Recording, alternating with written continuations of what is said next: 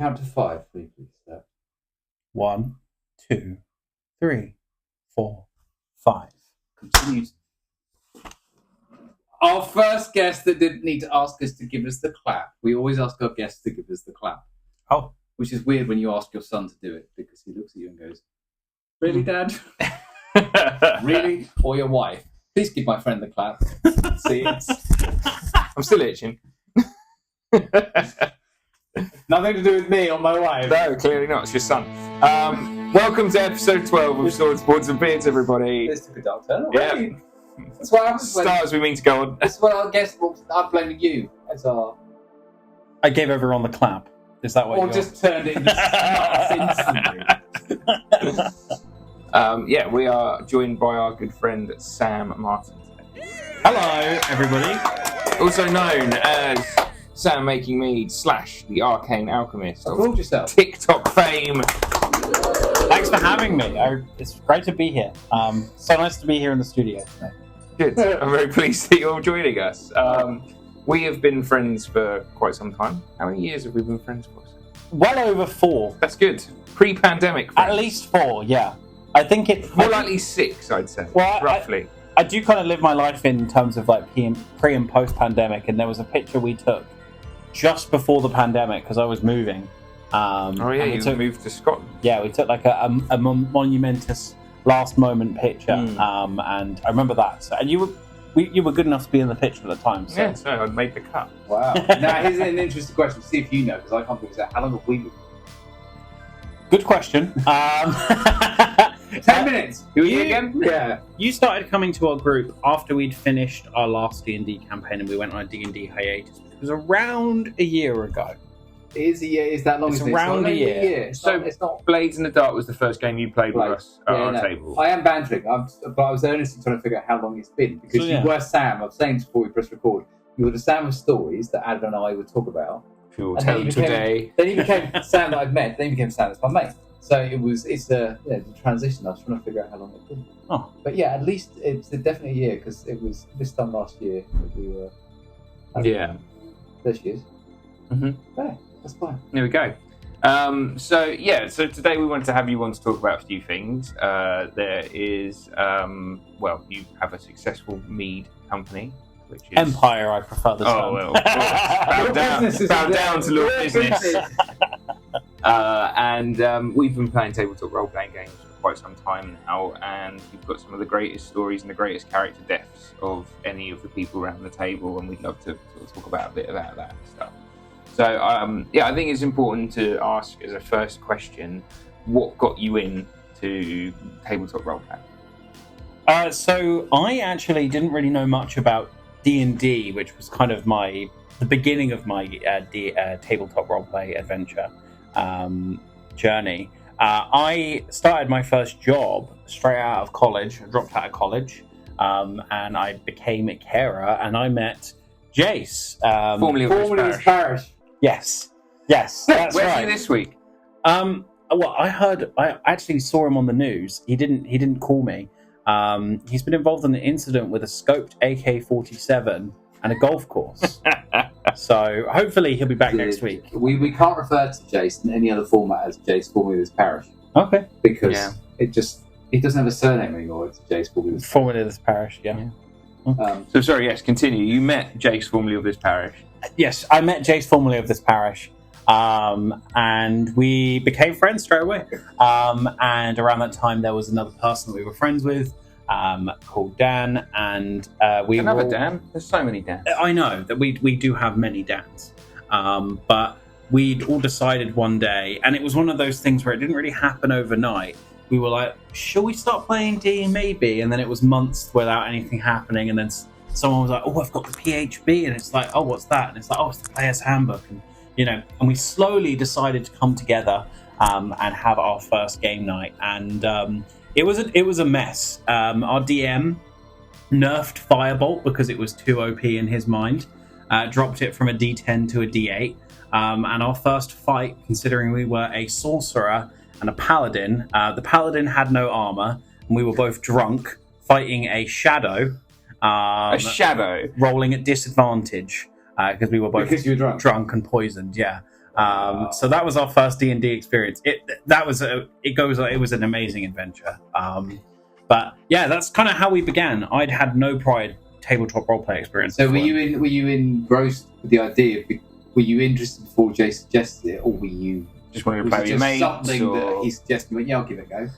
I'd heard about it. Like, I think Stranger Things season 1, maybe season 2 had just come out. Yeah. We're talking like 2016, 2017. Was it that long ago, Stranger Things? Yeah. They're now in their Wow. 40s. Yeah. So I'd heard about it. I've loved fantasy games my whole life. Other roleplay games online, like Skyrim was a key example for me, where like the idea of you're not just a certain character on an adventure, but like you're almost a blank slate, and you can look how you want, sound like you want, and your actions shape the world around you. That concept fascinated me. And D&D is like it was this new medium where it's not constrained by game code or what the developers designed. It's entirely possible. You're never going to hit the wall. And in terms of that, I thought that was right with computer games, when you run into the wall because there's no more to explore. But assuming your DM is willing.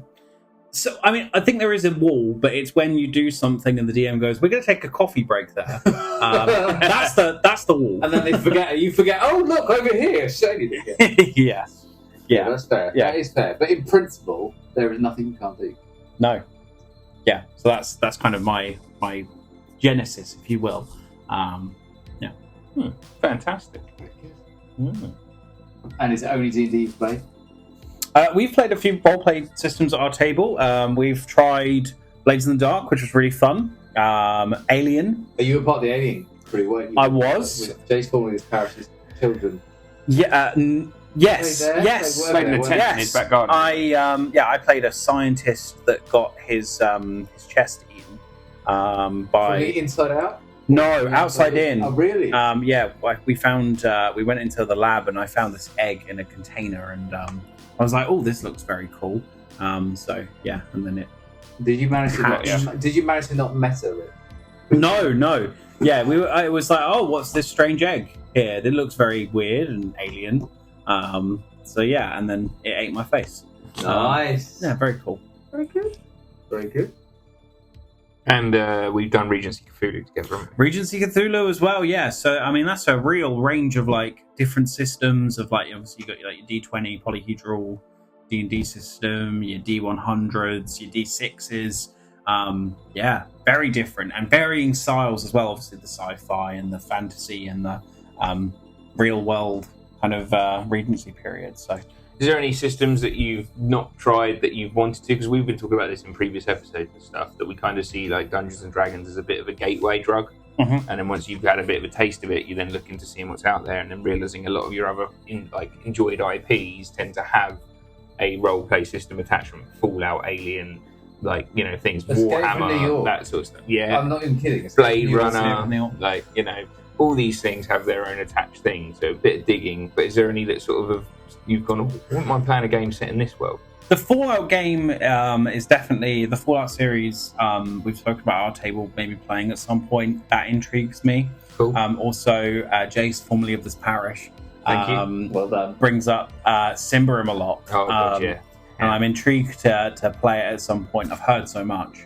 You've heard so much, you might have already have played it. Might as well have. I'm ready to roll a vigilant check. Yeah, he still says that to these days, I doesn't said it last night, in fact. Roll Yeah. vigilance. We're like, we're not playing that game. Oh, no, sorry. Yes. And there was one more that I really want to try, which I can't remember the name of it, but it's a roleplay system about cavemen. And you roll your stats, and your stats determine how many words you can use from a preset list of words. So it's like tree, fire, fight. Wow. And you have that's the only words you can use in character. I'm gonna That have sounds to look pretty this good. up while you can. I'm Yeah. literally gonna. Yeah. And trying to problem solve, building a bridge with a group of cavemen. vocabulary of stick, Me rock, you fun. fur, meat. It's so that system I can't remember its name. That sounds like a good one to play after a heavy night at the pub. Yeah. Sounds like Oh, there we go. Og. Good Og. Og. It's literally called Og. Yeah. Yeah. 17-word vocabulary. You, me, Rockboard, Fire Tree, Hairy Bang, Sleep Smelly, Small Cave, Food Thing, Big Sun Go. I already know this. Yeah, I'm game. That sounds fun. I tell you what other role-play system we have played before that I would love to revisit. 10 Candles. Yes. We ran a Halloween 10 candles, didn't we? Yeah. That was more of like an immersed, like a group storytelling. Yeah. But that was really fun. I really liked that. 10 Candles is a fantastic game. Yeah. And what I like about 10 Candles is that you can set it in any setting. You could quite easily have it on like a space station, or you could have it in the past, or in a fantasy setting, or modern day, or. And I saw some really great examples of it being like, because you're trying to escape a thing, right? And encroaching. Well, the end of the world is coming. But it doesn't have. It could be like, for instance, an oncoming army, like like in Egypt, and the Persians are coming. Yeah. Like it could be an alien, like a more kind of eldritch horror, or it could be a worm race on an alien planet. I like that it's not only the system is versatile, but also the risk that you're fighting, that you're trying to escape. Very cool. Yeah. Very cool. It was very, and I also like the fact that you all know at the beginning of that you knew you were going to die, because you know that going in. Spoilers for those who don't know the game. None of you are going to survive. So for me, when I sat down with you guys to play, 'cause before that we played Place in the Dark, etc., it's like, okay, it automatically gave me a different vibe. And I know we played it for Halloween, so it gave me a different vibe. It's like, this is... Well, we've had this conversation before in previous episodes as well, but like I think that and I use me and Sam here as an example because we've played for a lot longer than the three of us have played together. Don't rub it in. No, well, you'll get there, mate. But no, I think because like we're very much used to playing in those sort of Death March style campaigns where survival is the reward and things like that. And as we've said I've said in previous, I don't write backstory because chances of the character living is slim and things like that.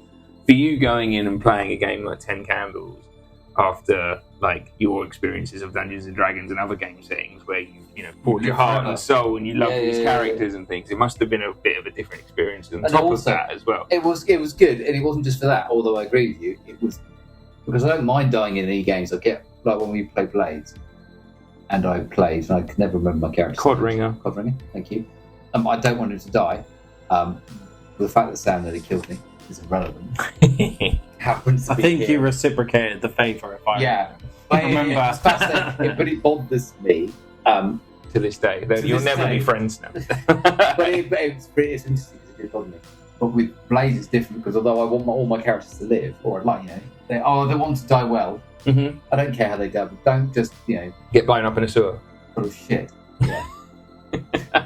But with 10, it was just a different vibe because no one had the expectations of winning. So it then becomes a bit more nihilistic and macabre, which is what you want for Halloween. Yeah, it's perfectly matched to the evening that you're playing on. Absolutely. Those final scenes, we ended up in like the rear, like the bottom half of the fort up on Portsdown Hill, and like the imagery of running through these like endless maze of tunnels as like the encroaching darkness comes upon you, and like the futility of it all. It really like I almost felt like the desolation that you might feel. Great experience. That kind of vibe. I'm going to guess you're going to say no, and I'm going to say no. Have either of you seen The Mist?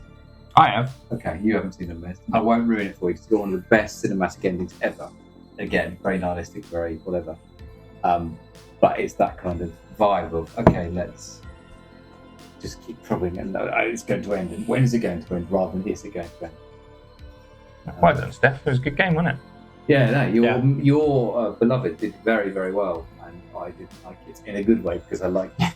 That was her first time in like a DMC ever running any role for a new system as well. That was a very. She's done it twice now, and it's both been new systems to all of us at the same time. So 10 Candles was the first one, and Regency Cthulhu was the second. What we've learned is that when we finish this stretch of 5e, 6e, so 1D&D, whatever they're calling it, what are they calling it? 1D&D, isn't it? I think.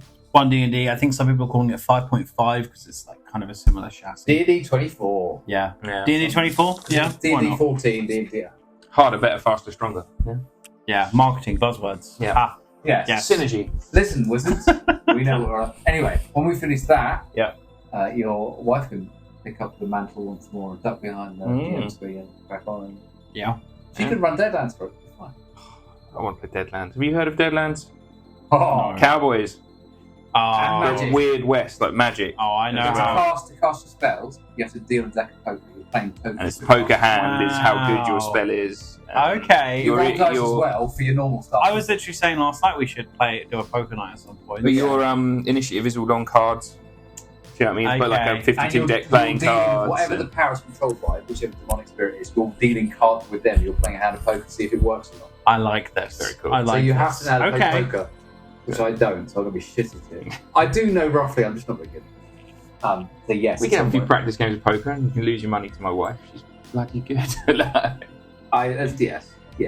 Yes. No, I'm going to break and cry in the corridor. That'll be another episode of this podcast. We'll have a special. Yeah. The breakdown of Swords, Being Swords and behind the Beans. paywall, just listen to a man weep in his 40s. The market for that, surely. There's so many dark jokes. Resisting. Talking of markets, though, there's another market that our friend here. Thank you. Another market that our friend here is quite, making waves in. I know because I've worked with you a couple of times now. Lord Business. You have? Bannerlord Business. That's my title. And that is the Arcane Alchemist. So tell us about a bit of that, the Arcane Alchemist. Yes, of course. And genuinely, I mean this. I know we're bantering, but this is something I knew you did it, but I have never heard the story as to why you started, all that kind of stuff. Okay, you want the whole... Oh, okay, I did the whole 9 yards for you. Yeah, no problem. Don't skim down.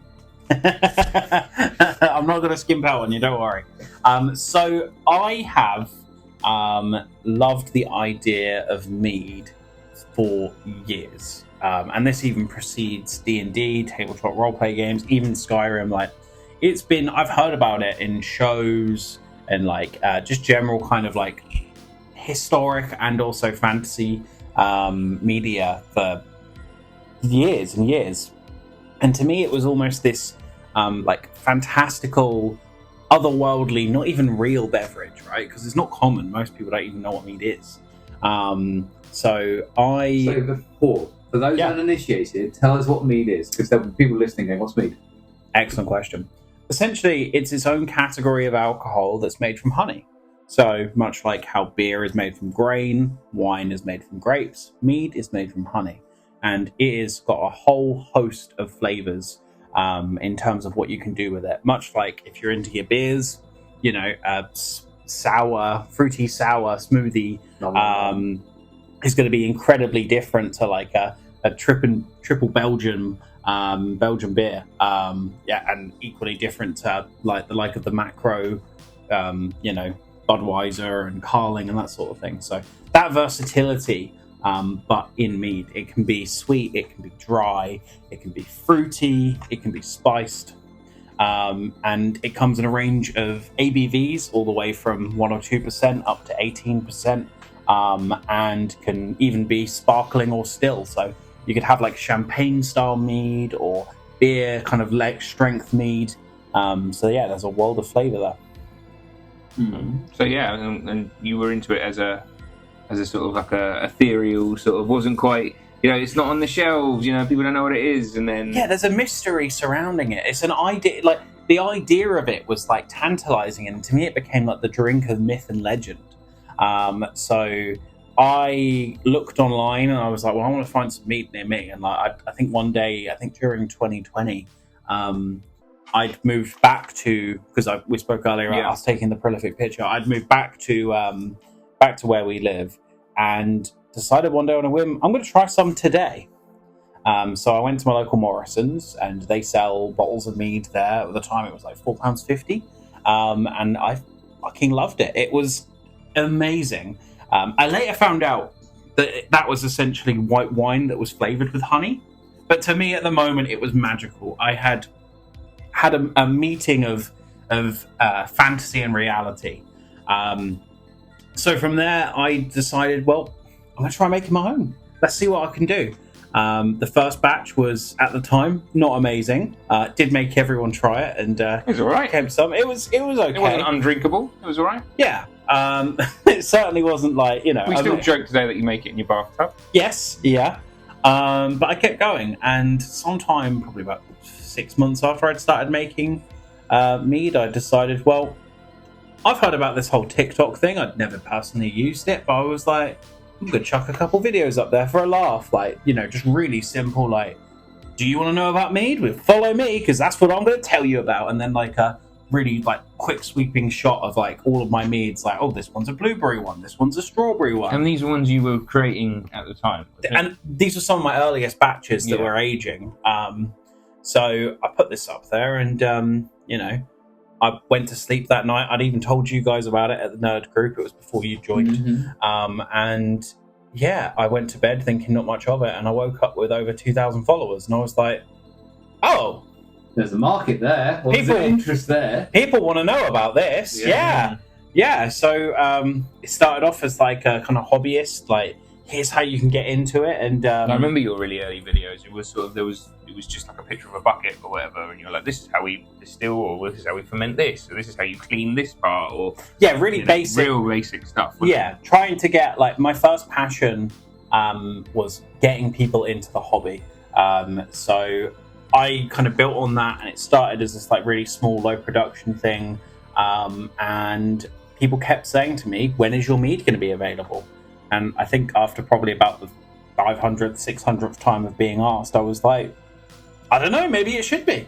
So yeah, I started to invest into building a business. I've kind of got two things that I do in the mead world. So before I actually started selling the mead itself, I have a homebrew company where I tell people and educate them on how to make their own mead at home. That's cool. And is that a carryover from your early days and your early sort of, you know, hobby style of it sort of thing? Absolutely. And that started as like a subscription box. Like, my thoughts were like, you know, let's make it easier to get people in the door and get them started by giving them all of the ingredients that they need to make a batch. They just need the equipment. It's like, you know, because there are so many recipes out there of varying qualities and so much misinformation online, like you should boil your honey, for instance, that's outdated. It's like, well, if we give people the recipes and the good ingredients, they're going to make good batches, they're going to get their friends to drink it, and their friends are going to start enjoying mead as well. So it's like a win-win-win. Whereas when someone makes a bad batch, they don't make it again, their friends don't try it again because they all think it tastes like rocket fuel. So that's kind of that side of things. But then, you know, we kind of I made it a whole project to kind of build the meadery. So we literally started by excavating 5 tons of earth. Yeah, I helped. Which you helped me for one afternoon. Wow. Yeah. We excavated 5 tons of earth. We poured concrete with reinforced rebar. We built the log cabin. You know, installed all of the equipment and all that sort of thing. And all of that journey you can find on my page. So I think people really liked the insights. But yeah, 2022, we started selling on. I started selling my meat officially. Spent 2 weeks on the road. So I did a pre-order, and then I hand delivered everyone across the UK. Absolutely insane in retrospect, considering petrol was £1.85 per litre at the time. I spent nearly £1,000. Did you make any money off that? No. But I think because we were not wise to do it. But we were talking about it at that sort of stage, and I'll be completely honest with you, and I'm sure we've told you this since and stuff. But me and a couple of the other people around the table were quite worried that this was like going to sink you. Oh, really? Yeah. I didn't know that. They didn't know that. But I mentioned that. Sorry, Sam. I should have mentioned that to you later. But yeah, no, we were sort of like, we hope it's going to work, but there's a chance that this will be the end of Sam's mead career, because he won't make any money off of this, and if it all goes wrong, you know. So to see you come out the other side and to see where you are now is fantastic. You know, we're all really proud, and we think you're doing an amazing job. That means a lot. And like the nerd table has kind of been my tasters since day one. You guys have been like tasting the good, bad, and the ugly. You know, telling me what works, telling me what doesn't. And yeah, we're 2 years in now. 12 batches done. 2 more on the way. And yeah. Hopefully, it's looking bright for the Arcane Alchemist. And if you, humble listener, would like to get your own, you can head to magicalmeads.co.uk. And order yours today. You totally should. It's really, really tasty stuff. It is love. And they make great Christmas presents for people. And you know what? Use code BOARDS and BEARDS for 10% off. That's BOARDS and BEARDS. That's amazing. Look at us. We're not sponsored. Before we kind of are. Make a note of that for me to like set that. That's yeah. I haven't set that yet. I'll do that after this. Amazing. But anyway, yeah. Enough about my mead stuff. But it's something that goes hand in hand with, you know. And I mentioned to you just the other day, I've been starting to watch a new series of the Ox Venture on YouTube, who are, you know, quite not Critical Role level famous in their tabletop world, but you know, are quite good up there in the UK. Yeah, for sure. But they're now sponsored by Nidhogg Meadery. And the first thing I did was text Sam and went, they're sponsoring a TikTok, they're sponsoring a YouTube show of D&D. That's something you could do. You know, you could do that. Like, yeah, it's within the realm of possibility. Like, for sure. It's not just like, obviously I started my meadery, but there are new ones coming up all the time. Every time I feel like I've heard about them all, there's another one that I haven't. And some of the business meaderies that have been around for a while, they're getting really big. Like, we're talking exporting loads of mead to the US. Japan. I assume there's a big following out in the US and Japan, actually. Yeah, and I know of 2 dedicated mead bars in the UK, one in London and there's one in York. Oh, really? Yes, yeah. So it is becoming a, like, you know, I feel like it's not so fantasy based anymore. No, it's not so pick up an obscure bottle from the back shelves of Morrison's for £4.50. That's right. Yeah. You can taste the real stuff, and like I like the idea that I'm helping to contribute to making that the meeting of fantasy and reality a thing that more people can experience. So yeah, really great. Brilliant. Is drink. I mean, genuinely, I know that people drink wine, people drink beer in all these fantasy universes, but I don't tie mead with anything in my brain of the fantasy universe. So it's the perfect drink to go with. Absolutely. It really is. I mean, when we've been at events and things, you know, the amount of people who come up and we've talked to them about it, and they've mentioned things like D&D, Vikings, Game of Robin Thrones, Hood, like things like that. Holy Island. That's that classic line in the Kevin Costner Robin Hood film where they talk about mead, because Friar Tuck is obsessed with it. And if you've never seen that film, which you probably haven't, So every time someone brings it up, I laugh along and go, oh yeah, like Friar Tuck. Never seen it. It's brilliant because, and I know Mike Shane of Canadian descent, I believe. He was a comedian on Have I Got News for You? Right. Have I Got News for You, sorry. Whose Line Is It Anyway? Whose Line Is It Anyway, yeah. And that's where I first knew about him. And then he turned up as Friar Tuck in Kevin Costner's Robin Hood. And he's just obsessed with drinking the entire time.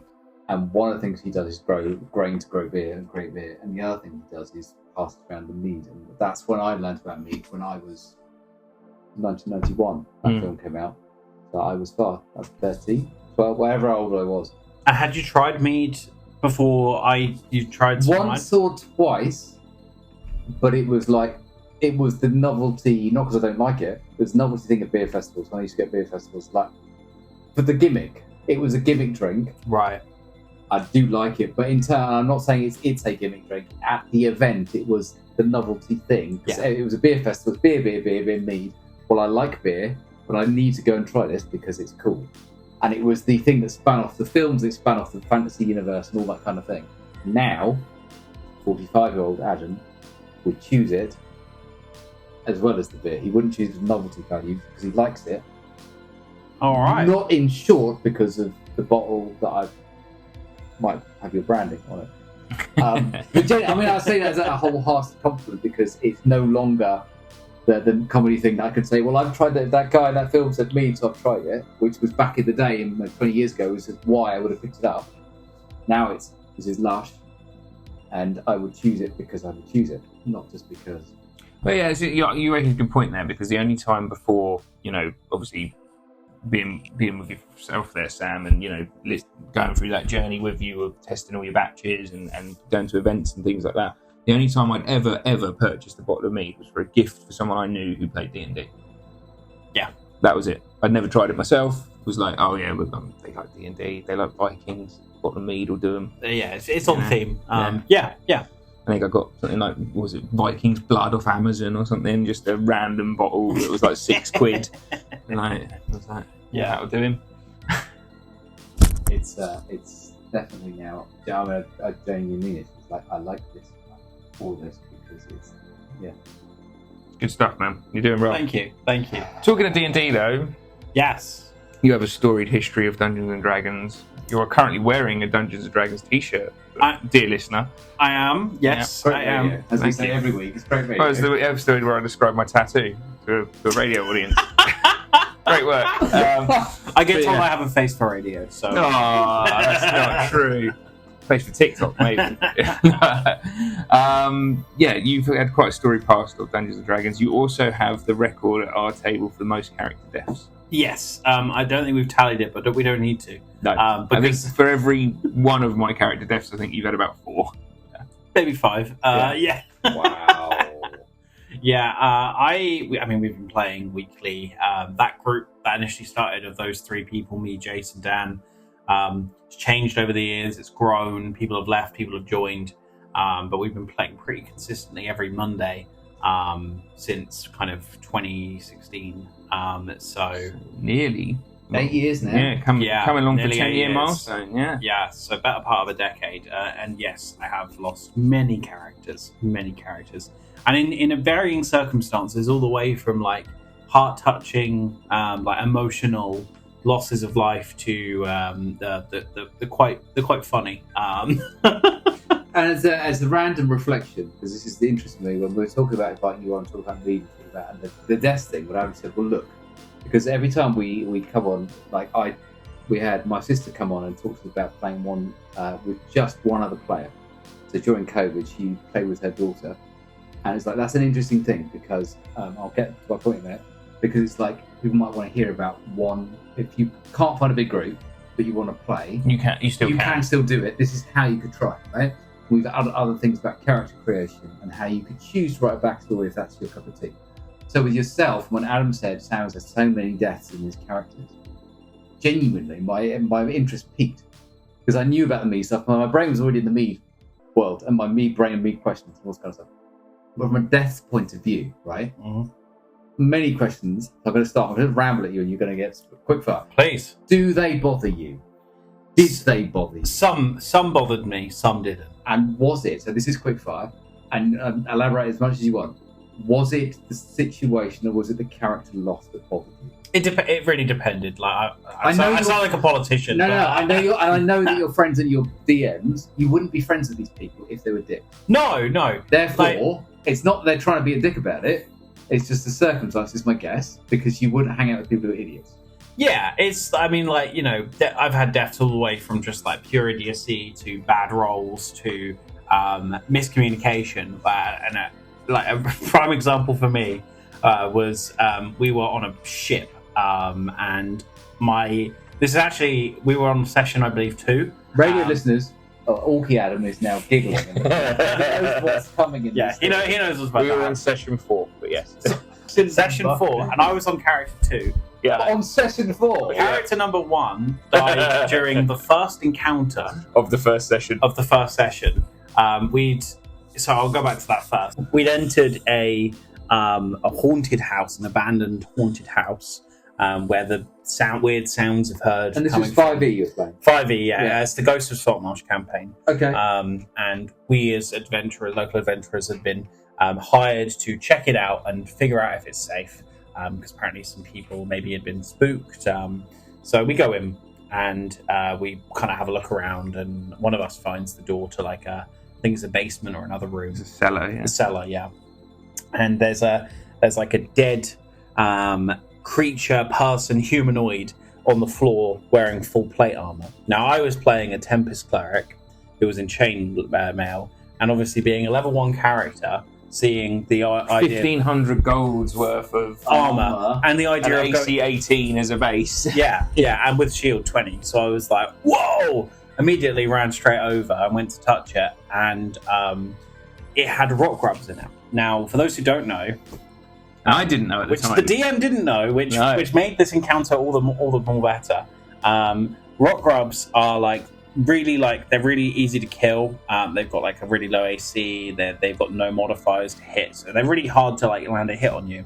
But if they do hit you, you're basically dead. You have 1 turn to get them out of your flesh with fire. Otherwise, they burrow under your skin, burrow into your chest cavity, and eat your heart, and you die.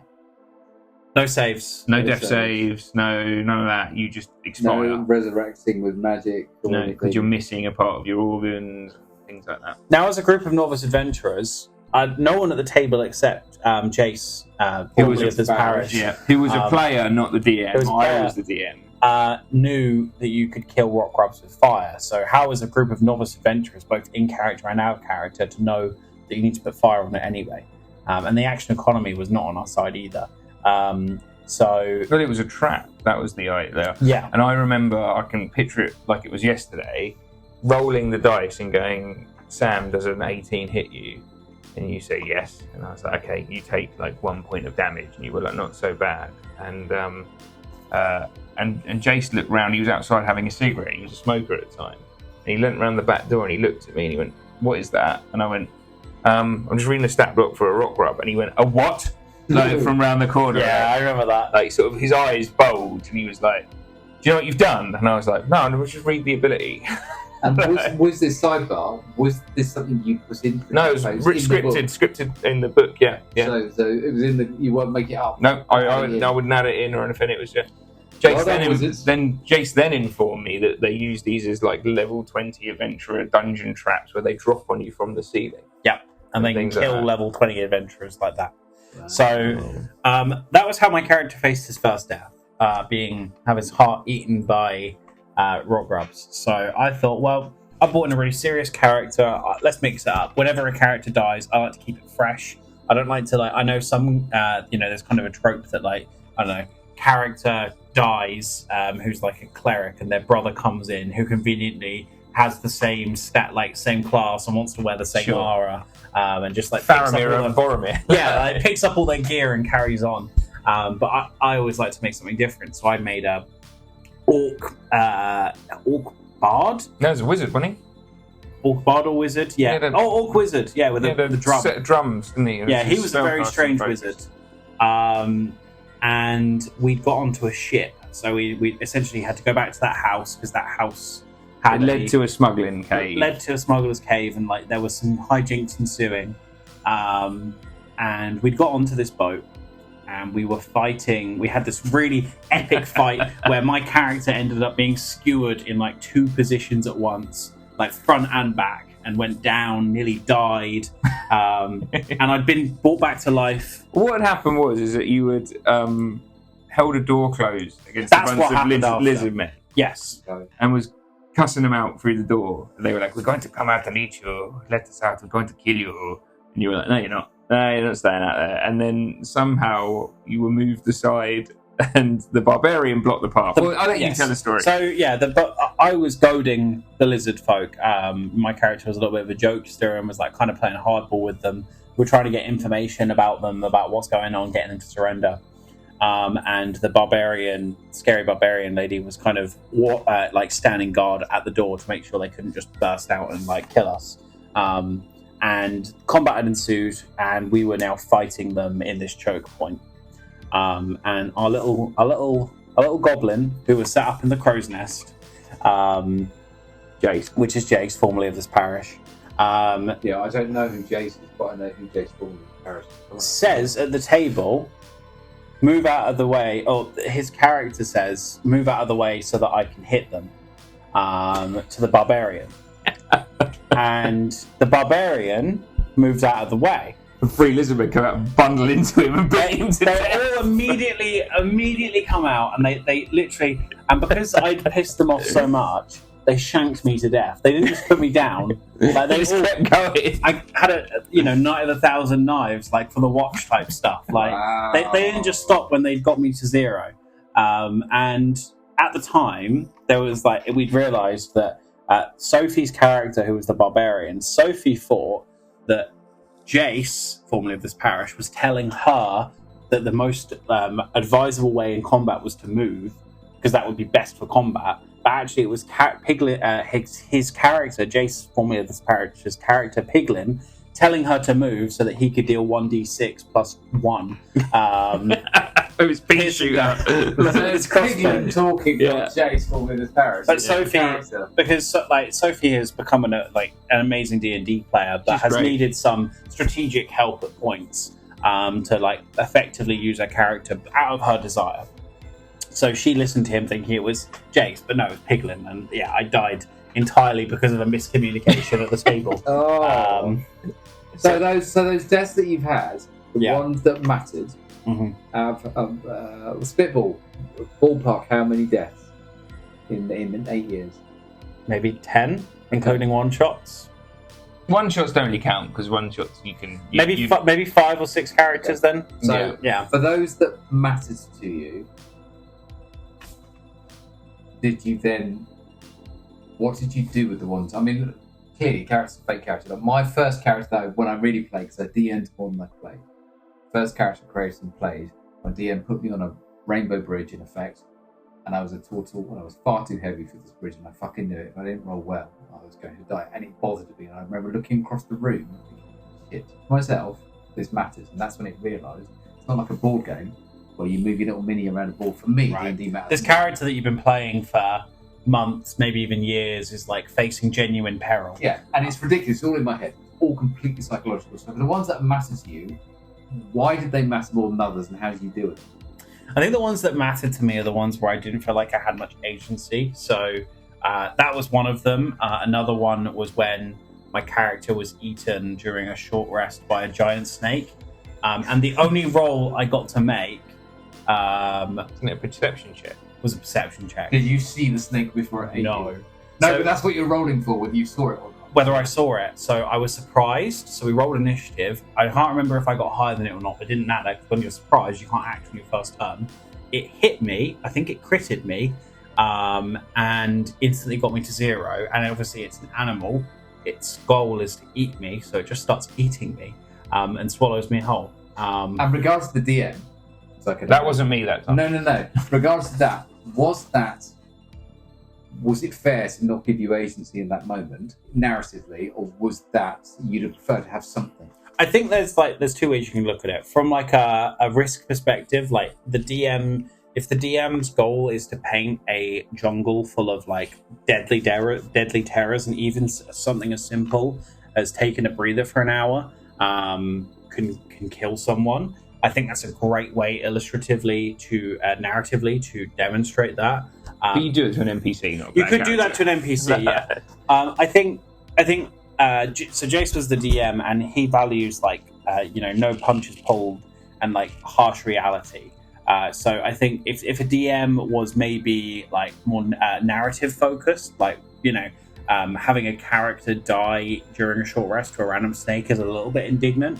But eventually, that character didn't end up actually coming back, was resurrected. And I think part of that was because I think Jace maybe felt a little bad about how that went down. So with that character, did you then not play for the rest of the evening and then reset the next week with another character? Yeah, so I came back in with another character called Omnis. And were you able to do that with 7 days notice and just switch and just go? Yeah. Start? And were you, this is fascinating, were you then, every death, whether you've had a week to re-up a new character, do you then approach it differently and kind of go, right? Absolutely. I always try and go for like, I try and have everything be different because I don't want to echo any character, so I kind of have different goals. So like Arnadel, which was the wizard that died, he was kind of this inquisitive, like knowledge seeker that was like kind of a bit selfish, but still was bonding to the party and was like this high elf, the kind of usual snootiness that comes with it. And then when he died, I brought in Omnis, which was a warforged, which is for those who don't know, like a construct, like a mechanical creature. So again, there's an entirely different dimension when you're playing one of those. And I kind of went for like an alien. He's like a long deactivated alien drone or messenger. We never really got to the root of his story, and it had been so long, and he'd been stuck in this pod that the adventurers came across and freed me from. So it was kind of like almost an ET alien world. Where is I have no idea what my purpose is. Complete like almost amnesia style character. So I really wanted to mix it up, and that's really important to me because I find that when you start to play the same character over and over again, the other characters lose their meaning. Okay, that's interesting. It's not just for you as a player, but for the characters themselves, the characters that passed away. There's if you're just seeing the same different character, the same skin. No, the other way around. In effect, if you're seeing a new skin, the same person within them. Yeah, and for the players as well, right? I mean, I personally do voices. I sometimes do different like accents or like pitches for my characters. But on top of that, like I'm still the same person at the table, so it's like having a different voice and a different backstory and different demeanor and different goals. It's like you can maybe feel like someone different at the table, which I think is good to having like a realistic role play. So yeah. I do try and diverse my. I have a question cast. for you. Hit me. Which character do you miss the most? The most. The character I missed the most didn't die. That's ironic. Did it end the campaign? Yes. Right. Does that still count? My first ever character, Androsian, was a half elf wizard, sorcerer, wild magic sorcerer, and she was just a font of chaos. So much so that that the DM paralyzed my character. Not just paralysis, but like quadriplegic lock-in syndrome style character, no speaking for multiple sessions because he was that fed up with my character's antics. Wow. And we did a revival campaign probably about 3 years later where I brought that character back in a new setting, and that ended up with her and one of the wizard of the party getting essentially sent to magic prison because they were deemed a public threat. We'd accidentally opened like a portal to a eldritch, a great old one, in the middle of town. So yeah, we were sent to like we were put in cubes in prison. What the naughty step? Yes. Basically sent to like Alcatraz for wizards. Rest in peace, Androgen. Yeah, that character to me, it was my first ever experience. I think like your first character, you have fond memories of your first experience. I mean, I know some people that have either played the same character for like 30 years or whatever, their whole D&D. I don't know if I could do that, you know. That's going to be another question. Like, they didn't die, that character you had. So would you ever bring them back from prison, like be a different version of themselves? Because they've clearly gone through that process, or would that be too hard, or would you not be interested? I think that a character like that, and it's a shame that only one of the two players that were there to witness the first use of that character was there. It's, you know, that character was so powerful, both as a character at the table, but also what they did. I ended up blowing up in the middle of the night the paladin of the party and giving him 3rd-degree burns across most of his body because I wanted to flash my eyes at someone because that was the magic thing to look scary. So that level of danger and like ability to derail a campaign is incredibly risky. So it would need to be done in a setting where either like the stakes are high enough that like that level of danger isn't really a problem, or a campaign with so much brevity that like you wouldn't just get institutionalized the second you, I don't know, turned a house into you teleported a house 40 feet one direction in a town because you were bored, like, you know. So I think that sort of character would have to be sparingly used, but I would like to bring Androsian back one day, maybe. Have you, Adam, got a character you'd like to bring back? Potentially, yeah. I have fond memories. I think it's my first character that I ever played, which was the bard Cornelius Delage. Cornelius Delage. Yes, ma'am. Your voice. Yeah, my cowboy bard, who was based off of Bob Dylan and C16. There's a combination. Which was the musical aspect? C16. The homeless man with like cowboy style sort of thing. So typically when we get new people at the table, there are hurdles. Like the biggest hurdle is getting them to like speak in first person. A lot of people find it hard to act like their character. I think they find it like cringy or maybe a bit theatrical. So they'll start by saying things like, well, my character would say this, and like we'll speak on their behalf. Or it will take them a while to like actually start to take up space at the table. Adam was the first time that we had to have a conversation afterwards that like I got told off. That maybe he was taking up a bit too much space at the table in a theatrical sense. Sophie took me to the pub after our first session and she was like, "You're up here, bring it down a notch."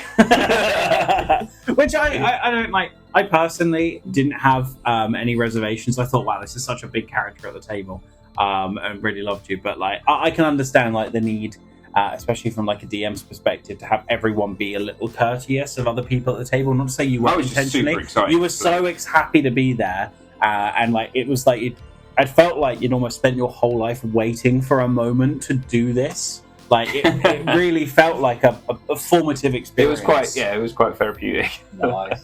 So yeah, but that was I love. And I want to make a point out for that as well. It wasn't me like sort of stepping on other people's toes or talking over them and things like that. It was just there was no my character would say, "Hey ma'am, I'm Cornelius Large and I'm here," and just go straight into it. You know, I don't know these people, I've never met them before, but let's just crack on and have a laugh. Nice. Yeah, and for some like. Obviously, character-wise, yes, but also I think that was the first time I'd met you. Right? I don't think we'd ever. Yeah, and there was no like. I knew Sophie from work.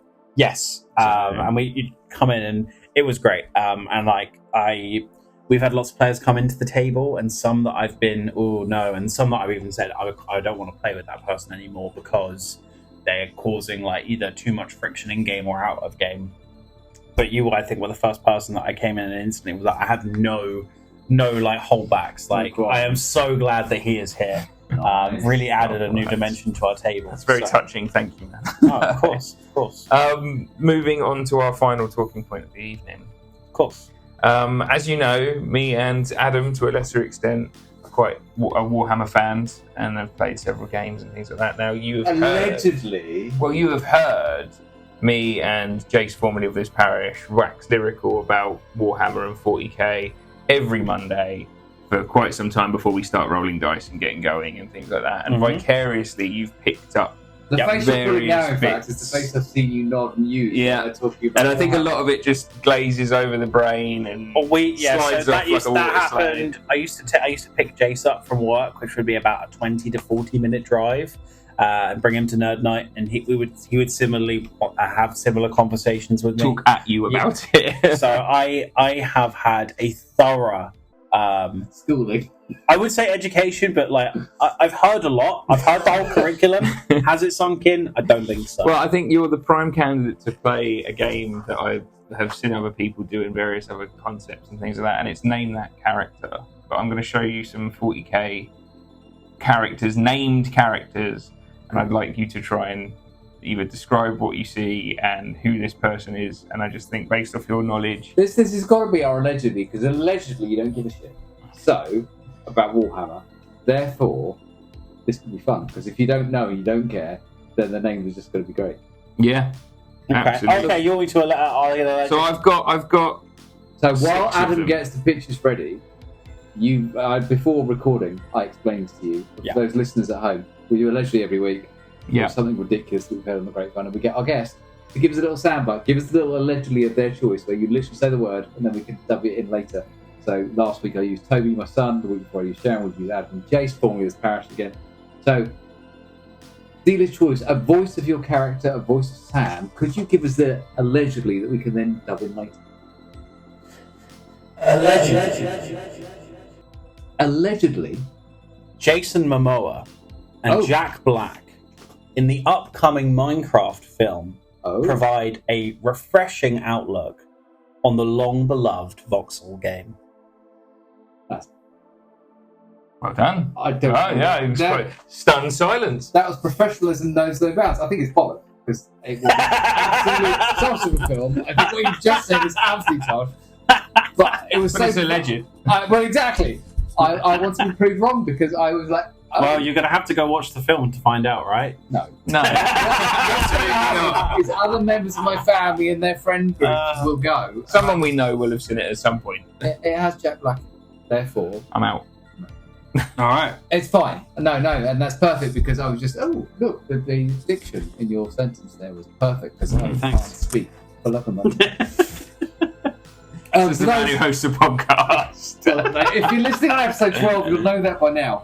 So for those listening and listening on YouTube, we appreciate you. A, we appreciate B. These pictures that Adam's going to show to Sam, I will put up when I edit it together, so you can actually see what Sam's looking at. And also, Sam is kindly going to describe them for us.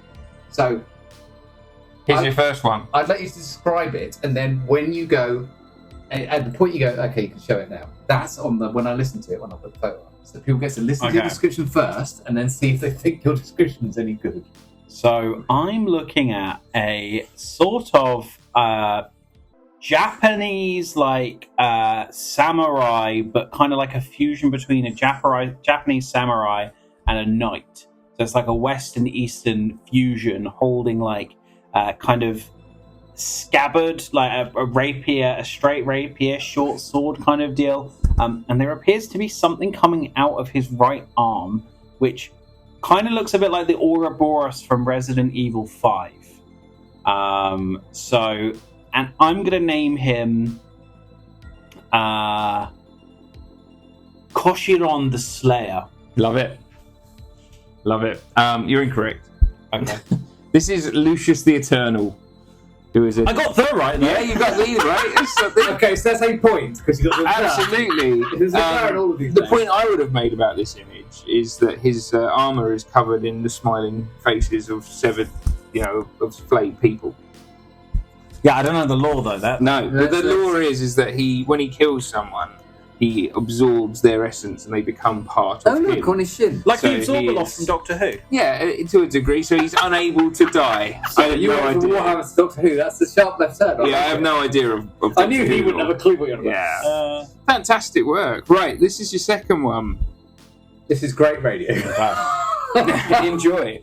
I am looking at a kind of Skeletor-faced motherfucker in like an oversized uniform, kind of like how when kids wear like their parents' outfits, with spikes coming out of his head. He's got like a banner all above his armor. He's got like a spikes with heads of various creatures, not all of them human. Looks like one of them's like a xenomorph skull from the hit Alien franchise, holding like a icy blue sword, and it appears that he's got like blades for hands, like Edward Scissorhands, but there are bullets coming out of them. There's a gun attached to his arm, of course. Of course there is. Right, very practical. Yeah. I would love to know how he reloads that thing. What would you call this fellow? I want to say Igor the Inquisitor. Oh, he's got the there again. They all got those. No, not all of them. Oh, But- you got those 2 points. Well, that's a bad and a spoiler. That's I mean, give or take. That was your next choice. Yeah, there's a picture for Adam. Oh, no, Skeletor. Yeah. I can see what you're going. You He's see the what one he's that's going holding for? his melon really high to the Hamlet. It's style. got the it's Right, we're gonna go into a slightly different flavour then. okay. This is your third one. So this looks far more like a typical like old knight kind of deal in like green garb, with like a lion pauldron and a shield. Kind of looks like an emerald knight almost. Stepping, and it looks like there are two little people, which I think is the politically correct term. One is holding his sheath, and the other is like waving incense. And it's got the little sigil that's like from Darkest Dungeon. The stress crown. Yeah, the paladin thingy. It's not incense, it's blood. Oh God. He's got a name. Yeah, we're looking for the name of the big guy. You don't have to worry about the little. Don't worry about the little ones. Okay, and let's give Sam a hint. Is there a there involved? I don't think so. No, but if you want full title, there is. Oh wait, hold on. Okay. Alduin Hammersmash, the Great Priest of Galathar. Ooh, wow, what a title! I mean, that's probably going to be upcoming in a future 40k novel. I could very much It's see amazing. that It's being wrong, big. but it's amazing. Yeah, the correct answer is Lionel Johnson, Yeah. also known as the Lion. How is that, dude? The Lion. Yeah, Primarch of the Dark Angels. A bit easier, maybe a bit less high fantasy. Your number 4. Okay. I'm just looking at Rambo. See, when I looked at It's this just picture, Rambo. I described it as what happened to Vasquez after Aliens. Okay, yeah, I can see that. I'm going to call him Rambo Orc Slayer. You're close. I mean, it's a bit of an amalgamation of various 80s action stars, very clearly based off of Dutch from Predator. Yeah. Arnold Schwarzenegger's character. Get to the chopper. But the name of this character is Sly Marbo. Ah. Yeah. It was on the tip of my. I'm not on angry. the tip of my elbow. Disappointed. I didn't write Who these does he names. fight for? What He's an Imperial Guard. so. He's a regular Joe. This one is your number 5. Jesus Christ! Is that your name you're giving it? I'm looking at this is like it's almost like a pulp carriage style thing, except it's adorned with like eagles, Giant flamethrowers, and skulls. I can't tell if this person is either really good or really bad. Is this the person I should know? Yeah. Oh, okay. The person atop it is slightly androgynous. I can't quite tell. It is a lady. It's a lady. It's got to be a lady. Okay, so I think this is 2 names because I think the individual is a name, but I also think the thing is a name. I'm shaking my head. Okay, You only want the lady name. just the lady. Yeah. You don't need He-Man and Battlecat.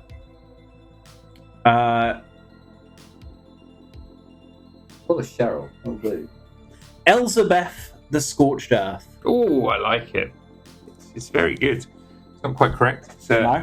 Junith Arita. Ah, that was so close. Judith Rovita. Rovita. Whoa. Your final image, Okay, Mr. Martin. I've been so close.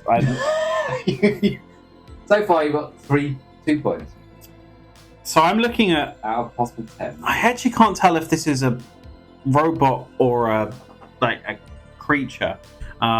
It's like it's kind of like the really tall. Do you remember the video game from 2014 where like you'd go and you'd wander around a dark forest, and there'd be like the really tall Slenderman? Slenderman, kind of Slenderman vibes, like very gangly, but adorned with like golden armor, a warhammer, big claws again, a lot of blades on fingers, which are very impractical. How do you wipe? Is my question for this gentleman, who appears to also have horns on his head and something connecting to his neck. I think. Maybe he doesn't. Maybe he should. Maybe they're like frogs and they just like sweat it out. No one runs D&D sessions or Warhammer sessions, D&D sessions where the toilet break happens. You noticed? Yeah. That's what he's thinking. Giving him thinking time. I don't know if you fail a battle shock check. Soil yourself. Where? Yeah. You hit yourself. Oh god, there's loads of aliens coming. Ah! Gaz Thugul, Angel of Death. Oh, I like it. Am I right? No, you're not. I'm afraid not. That's so lovely of you to try. That is Vashtor the Archivane. Oh, right. Who comes up with this?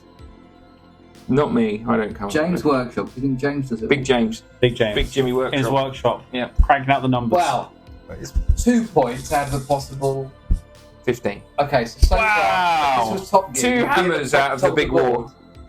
Yeah, if this was Top Gear, you'd be at the top of the leaderboard for the recently priced, celebrity in a recently priced car, star in a recently priced car. Is that because I'm the only one that's done it? Yeah. No, Oh. but 2 is good because it's I'm setting the bar low. Absolutely. You can only go up from here. Well, I mean, I don't know, unless someone gets 1 or 0. Yeah. To be fair, if I looked at them, I'd know Junior, so I'd only get 1. Okay. Well, I That's mean, only because I play Sisters of Battle when I play, so I know she's on my I need to go shopping and pick her up. well, I hope James is listening in his workshop, and if he does decide to use any of the He's names, currently sending lawyers out to you right now Yes. to fly with his product. I'll take my finder's Or fee. he's copywriting Yeah. those names. Yes, Yeah. They're glorious. of course. We have one more quick thing to do before we wrap up, and that is our Hobbits corner. Hobbits Corner. This is where we play. Have you heard the song? No. Okay, so when we finish, oh no, go on. Okay,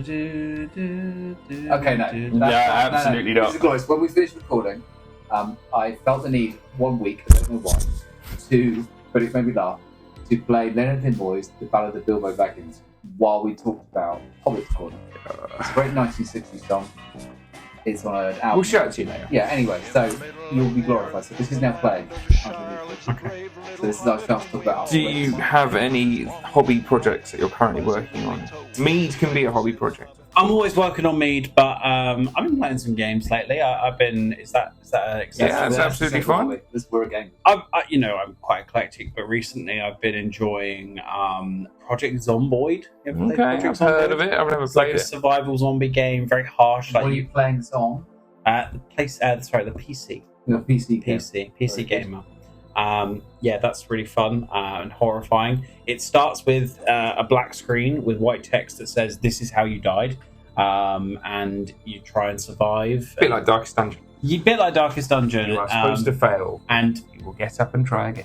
if you get infected, which you can by getting bit, scratched, or bitten or scratched, you get the zombie bug. That's it. There's no cure. You just have to like slowly descend into illness and great.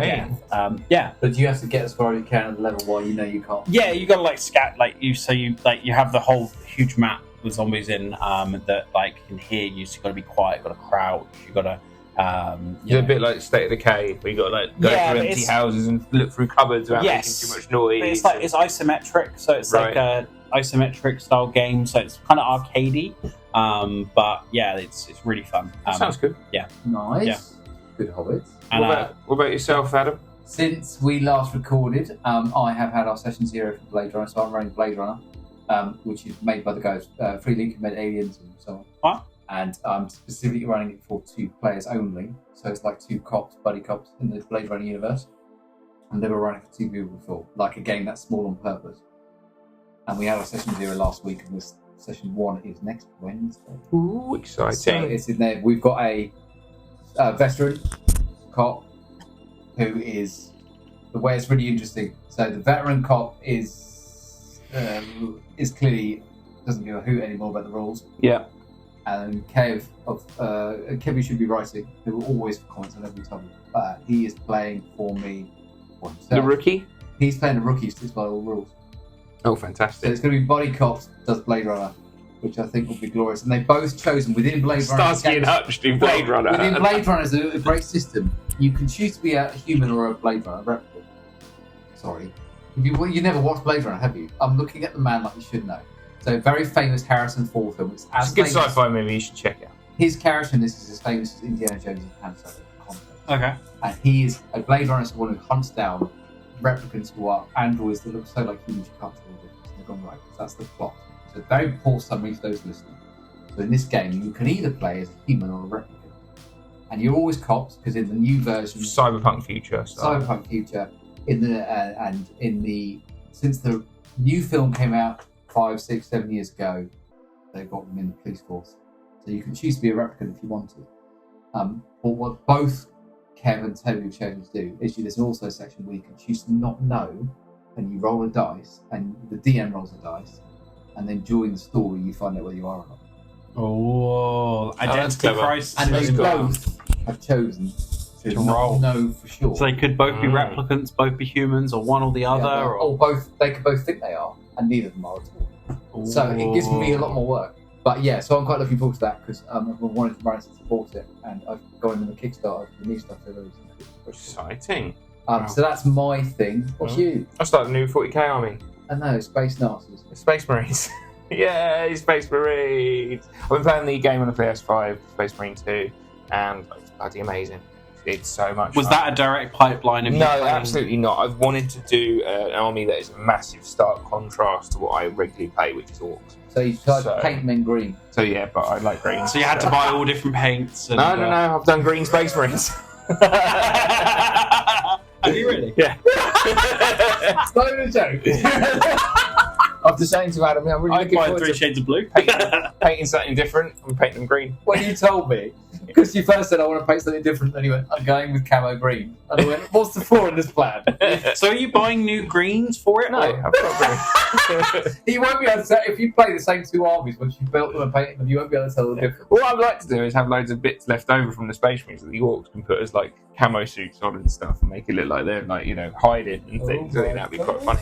Boys and toys. Yeah, it's going to be good. But yeah, I'm very excited. So Have you started building any yet? yeah, I built my first 10 Space Did you Marines. feel dirty? No, I should have. really liked how nicely they click together. I and saw they're some. all flat panels and stuff. It's Yeah. nice. Thank you, Sam. Yeah. Very good. So yeah, I'm excited. I've spray painted the first one today, Wow. so I'm going to You are start keen. getting moving. But I need the builders to get out of my house before I can comfortably sit and do it without feeling like stressed. So yeah, we're currently having building work done, and it's a bit of a pain in the butt. But That's needs not doing. a Hobbit corner. No, that's just for stress. That's just a. But yeah. Anyway, thank you ever so much for joining us today, Sam. Thank you for having me. Honestly, it's been great. Thank you. And one final question before we sign off is going back to your creations. Liquid refreshment. Which would be your favourite? Your personal favourite. Personally, Meats that you've created. Ones that I have available No, now. I don't mean the Ribena. Not sponsored by Ribena. No, actually, we're a whiskey man, to be honest. Yeah, Don't really like me. They just like Ribena. Yes, rubbish in it. What's your personal favourite? Right now, I would say that Oakbeard's Treasure, which is my OK traditional mead, it's just so easy to drink out of the bottle. So with some of the meads, especially the more heavily spiced ones, like you've got a huge experience, and like it comes with like obviously you need to drink it. You want to drink it slowly and savor it. But Oakbeard's Treasure is crushable. It's got a nice depth of flavor. You get some of the honey, a little bit of the apple from the yeast, a little bit of oak from the wood, and yeah, it's very easy to drink. Very easy to drink. It's good stuff. He likes it's like he knows what he's talking about. I hope so. Thank you. Yeah, thank you so much for joining. Genuinely, the meat stuff's really interesting. The death stuff is really interesting, if not slightly morbid. Yeah. No, genuinely, it's like, Thanks. It's really cool. Well, if you wanted to come back and talk about either of those things, then we'll do a video game episode or something. Talk about video games. absolutely, I would love to come on. Strong opinions. We both enjoy Similar but different games. battle sim games. So yeah, we could chat about that. Absolutely. Well, goodbye from him. Goodbye from him. Bye from him. And goodbye from them.